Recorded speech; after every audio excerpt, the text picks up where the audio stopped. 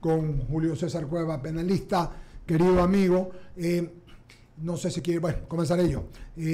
Julio César, te escribimos y gracias por la paciencia que has tenido de escucharnos con estos comentarios, pero son urbanos y son necesarios.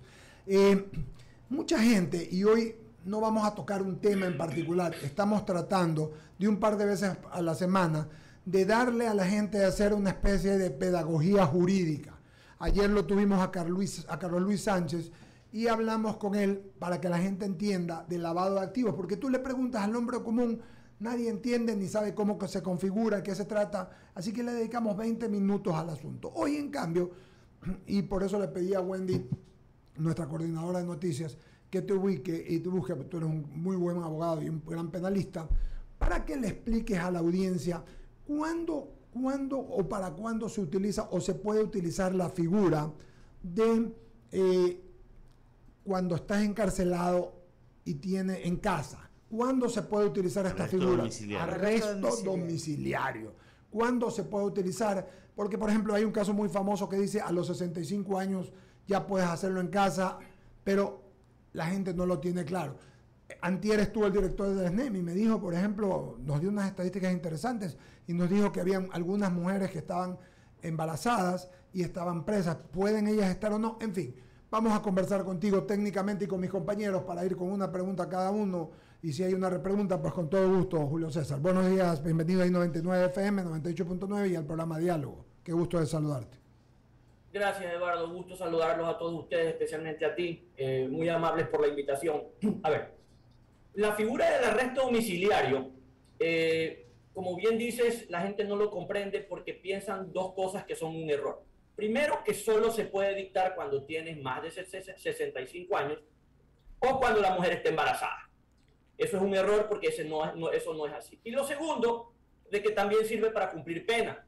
Ese es el otro error. Yo he escuchado a mucha gente que dice que no le preocupa, por así decirlo, en una conversación casual, cometer un delito porque al final del camino, en razón de su edad, pues probablemente va a cumplir la pena en casa. Por arresto domiciliario no es así. Primero, porque el arresto domiciliario es una medida cautelar, ¿okay? No sirve para cumplir pena, son dos cosas distintas. Segundo, el arresto domiciliario, siendo una medida cautelar, pueden dictársela a cualquier persona, siempre y cuando justifique que el lugar en el que va a estar, primero, no está la víctima, porque comprenderás, por ejemplo, si hay un tema de abuso sexual con un menor, pues, y esa persona convive con la víctima, ese menor en esa casa obviamente no podrá, pues, cumplir el arresto domiciliario. Entonces, ¿cuándo y por qué se cometen estas equivocaciones? Porque normalmente los jueces no dan arresto domiciliario. Lo dan solamente cuando la persona tiene más de 65 años o la mujer está embarazada. ¿Por qué? Porque en ese caso, según la ley, es obligatorio. Entonces, la diferencia es que cuando uno tiene 65 o más años o la mujer está embarazada, el arresto domiciliario es obligatorio en lugar de la prisión preventiva. ¿Ok? Entonces, como los jueces solo lo hacen en esos casos, en el 99% de las veces, se piensa que solamente en esos casos, ¿verdad?, se puede dictar. No, se puede dictar en cualquier caso. Con la diferencia de que si uno no es una mujer que está embarazada o la persona no tiene 65 años, no es obligatorio para el juez dictarlo, pero la persona, en este caso su defensa o la fiscalía, pueden solicitar que esta persona pues cumpla un arresto domiciliario. Se me ocurre a alguien que probablemente no requiera estar internado en una clínica, pero sí requiere un tratamiento ambulatorio en su casa todos los días. Me invento, alguien que tiene la capacidad económica para tener una máquina de diálisis en su casa. Comprendo. Eso en un centro de rehabilitación social no va a ser posible. Entonces, el juez lo considera, hace un informe demostrando que en esa casa pues, hay seguridad suficiente para que esta persona no se fugue, porque incluso la ley es clara y dice que no necesariamente debe tener custodia policial 24/7. ¿Ok? Entonces, la persona lo que hace es, le justifica eso al juez, el juez dice, bueno, ¿saben qué? Sí, me parece que si no le pueden dar el tratamiento ahí, no necesita estar hospitalizado y en la casa lo puede hacer, le doy el arresto domiciliario.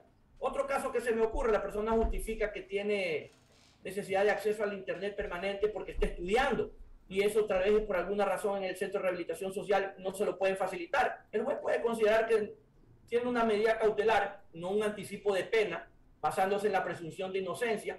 Puede decir, no, yo no le voy a dañar los estudios a este joven, yo le voy a permitir que quede un arresto domiciliario en esa casa para que tenga el acceso suficiente y amplio al internet para que pueda continuar con sus estudios en línea.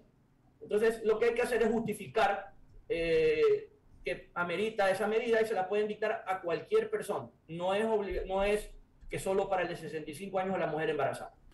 Ramiro Cepeda, por favor, adelante. Julio César, ¿qué tal? Ramiro Cepeda te saluda. Ramiro, qué gusto, buen día. Un poco para diferenciar, una cosa es arresto domiciliario y otra cosa son medidas sustitutivas. Ya, medidas sustitutivas es cuando ya creo que hay una sentencia y el delincuente, el sentenciado, para ponerlo en otra expresión, ha cumplido los términos de edad, se acoge a un buen comportamiento, tiene algunas variables que cita el Código Orgánico Integral Penal para que se pueda dar este efecto. Hagamos la diferencia para que no haya confusión en nuestra audiencia. Listo. A ver, no existen las medidas sustitutivas en la legislación ecuatoriana. ¿Y las que se llaman medidas sustitutivas qué es? Permíteme, te explico con detenimiento porque lo que iba a decir a continuación es un error que se ha venido cometiendo, incluso usted lo escucha muy común en los jueces, en los fiscales, eso es inaceptable, yo lo entiendo en la ley, no he estudiado Derecho. Pero si yo busco medidas sustitutivas en la ley, no existen. Lo que todas son medidas cautelares. Ejemplo, el arresto domiciliario, la prohibición de salir del país, el uso del brazalete, la prisión preventiva, todas son medidas cautelares, ¿ok? Que pueden en un momento dado, dependiendo de ciertas circunstancias, sustituirse entre sí es otra cosa, pero no son medidas sustitutivas. ¿Y por qué es importante hacer esta aclaración? Porque a pesar de que la Constitución y la ley dicen que la prisión preventiva es excepcional, cuando los jueces y fiscales dicen no, es que le dio medidas sustitutivas, lo que estamos metiendo en el imaginario social es que la prisión preventiva es la única medida cautelar que existe. Por eso tiene usted un hacinamiento del 25 al 35% de las personas. ¿Ya? Y que las demás medidas que son cautelares son medidas sustitutivas. No, es todo lo contrario. Todas son medidas cautelares. Todas deberían dictarse con preferencia de la prisión preventiva. Y ya cuando no exista otra posibilidad, dictar la prisión preventiva. Entonces, medidas sustitutivas, se utiliza esa expresión cuando se trata de imponer en una audiencia medidas cautelares. ¿Okay? Pero como tales, como medidas sustitutivas de la prisión preventiva, por ejemplo, no existen. Son todas medidas cautelares e incluso todas, con excepción de la prisión preventiva, tienen prevalencia sobre la prisión preventiva cuando hay que dictar una medida cautelar. Ahora, ¿qué es lo que puede ocurrir? Dependiendo del delito y de la pena, a mí me pueden condenar y sin embargo, si yo cumplo con ciertos requisitos, puedo pedir una suspensión condicional de la pena. ¿Qué significa? Usted lo condenan por un delito de menos de 5 años que no está expresamente prohibido en la ley y usted cumple ciertos requisitos, el juez le dice, señor, es su primera infracción, entendemos que se pudo haber equivocado como todo el mundo, usted me ha cumplido con los requisitos de ley, le suspendo condicionalmente la pena por los 3 años que le tocaría estar preso. ¿Qué significa? Que durante estos 3 años usted, a pesar de estar condenado, no va a pisar un día a la cárcel si usted sigue cumpliendo con estos requisitos. Buen comportamiento, tener trabajo, avisarme si se cambia de domicilio, no tener otro juicio pendiente. ¿Ok? Ese es un caso. Hay otro caso en que también, dependiendo del delito, porque hubo una reforma en el 2021, junio del 2021, ¿verdad? Yo si cumplo el 80% de la pena, o el 60% de la pena, puedo pedir régimen semiabierto o régimen abierto. ¿Qué significa? Recupero la libertad, pero cada ciertos días, o con la frecuencia que el juez me ordene, me tengo que reportar en lo que se llama un centro de acogida. No sé si todavía está afuera de la penitenciaría. Entonces voy ahí 1 día o 2 días a la semana, hago unos trabajos, me controlan y cosas por el estilo, pero la mayor parte del tiempo estoy libre. Eso cuando yo he cumplido un 60% o un 80% de la pena, ¿ok? En ciertos delitos ya no, porque había una reforma, por ejemplo, los delitos contra la eficiencia de la administración pública, peculado, cohecho, concusión, ya no. Porque antes lo que hacían era cometían el delito y al 60% salían y eso causó la indignación ciudadana. Con la reforma, pues ya no, usted comete peculado, lo condenan por eso, no es susceptible de suspensión de la pena y la pena la cumple completa. Correcto.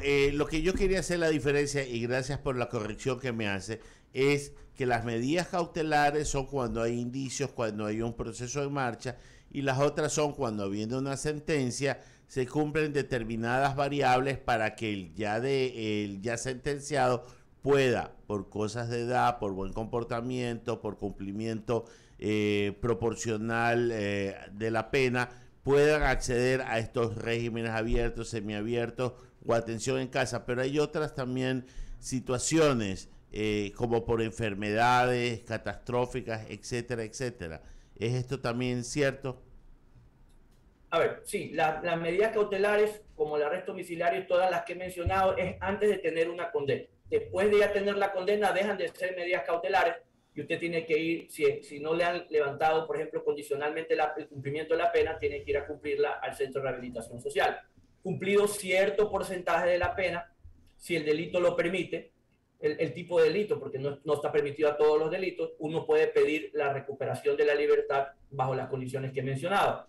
Ahora, si por ejemplo, y esto es en cualquier momento el cumplimiento de la pena, la persona justifica que necesita estar hospitalizado porque en el centro de rehabilitación social, en el centro de salud que está adentro, no tienen los equipos, ni el personal, ni la atención que usted requiere todo el tiempo, ¿okay? El juez puede autorizar, este es el juez de garantías penales, que está para eso casualmente, puede autorizar que usted sea trasladado a un centro médico para que le den la atención que usted necesita durante el tiempo que usted necesita, pero eso sí, una vez que usted recupere la salud y ya pueda estar en bien o estar atendido por la gente del centro de salud dentro del centro de rehabilitación social, tendrá que regresar a cumplir el resto de la pena.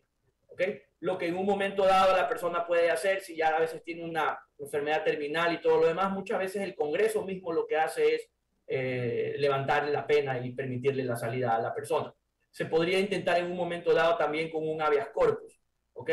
Pero ya estamos hablando de situaciones extraordinarias. Por regla general, la pena se cumple dentro del centro de rehabilitación social y bajo ciertas condiciones fuera. Julio César, y algo conceptual que tú tocaste cuando le respondías la pregunta a mis compañeros, el tema del uso y abuso de la prisión preventiva. Es una medida cautelar extraordinaria. No toda persona que se la detiene tiene por qué asumir o el juez ordenar la prisión preventiva. Debe haber grados de responsabilidad y de importancia dentro de la comisión de una infracción para que sea juzgada como delito que ameriten sí o no la prisión preventiva.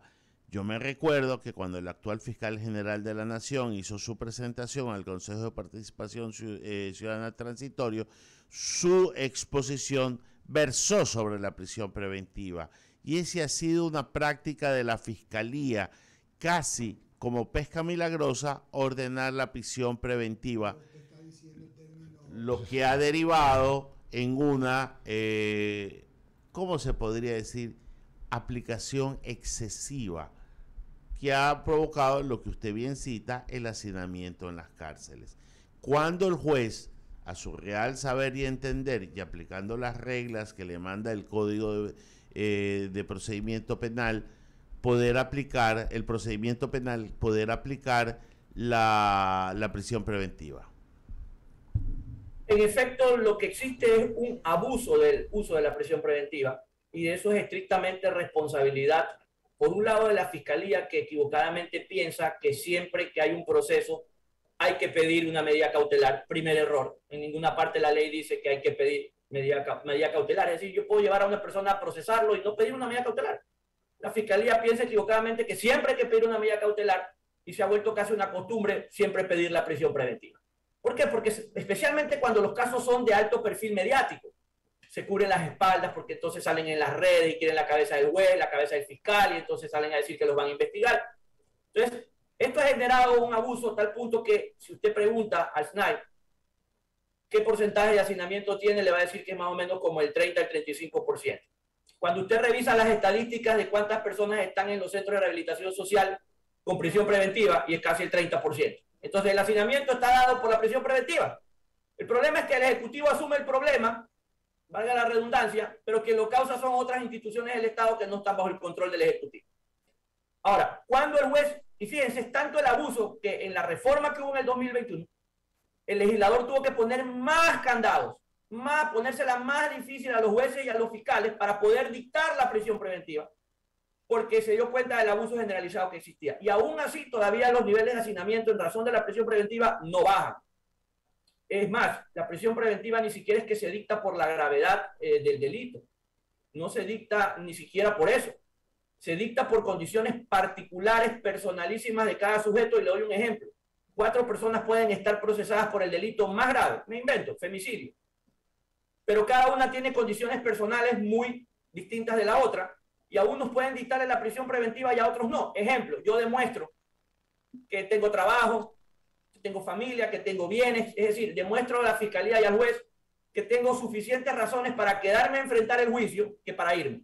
Sin embargo, la otra persona que está procesada igual que yo, resulta ser que vive en la frontera norte, es colombiano, no tiene familia, no tiene bienes, no tiene arraigo, es decir, representa una posibilidad de no enfrentar el juicio muchísimo más alta que yo. A esa persona tiene una probabilidad mucho más alta que yo también de que le dicten una prisión preventiva. Es decir, se analiza no caso por caso en cuanto al delito o en cuanto al proceso, se analiza caso por caso en cuanto a cada persona que está siendo procesada.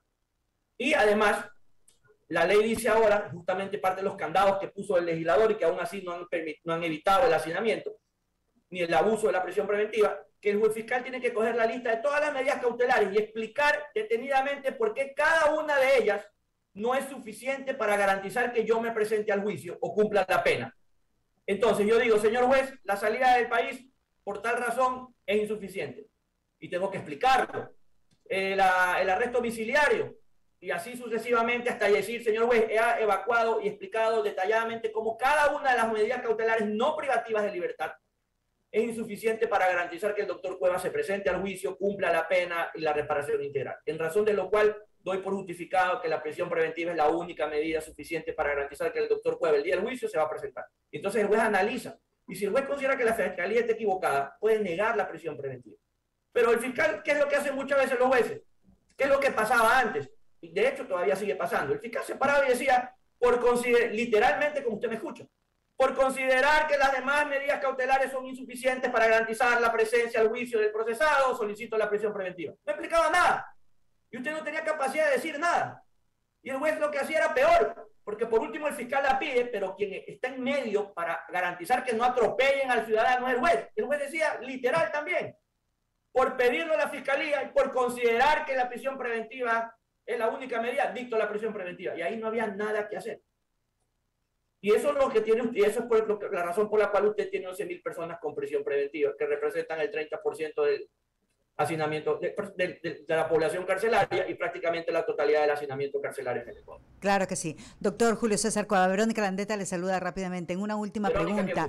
Gracias. Bien que se haya podido explicar el tema de la prisión preventiva y también del arresto domiciliario y de las medidas cautelares y de las medidas sustitutivas, para que las personas obviamente nos vaya quedando claro.